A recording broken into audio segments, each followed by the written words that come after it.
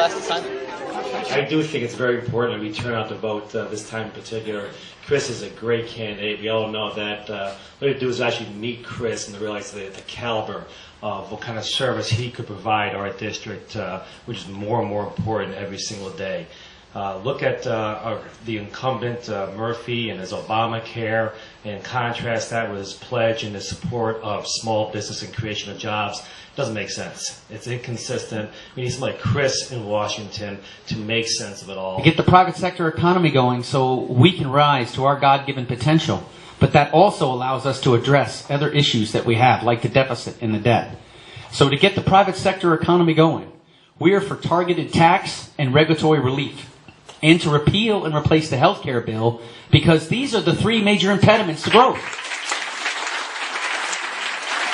When you're talking about higher costs, higher premiums, more regulation, and more big government, you know, I cannot see any way that we can save this thing. I think we got to repeal it, and then we got to replace it. First step, as I said, is growing the economy, because it's easier to move towards a balanced budget when you're not paying 10% in unemployment and social services, and when you're gaining more in revenues.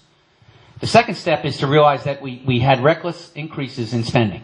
8% in the last year. Look, I think it's fair to say that both parties contributed to the debt. We got over 13 trillion, 13.4 trillion. I think it's fair to say both parties contributed to that. But look, the last year, this is the largest deficit in our history at 1.3 trillion. So we're not getting better, we're getting worse. What we're going to have to do is roll back that spending. And then the third thing is we got to recognize the fact that we're going to have to tighten our belt, we're going to have to cut federal spending, and I believe we need to get rid of parts of our bureaucracy. That's what's going to move us back towards that balanced budget.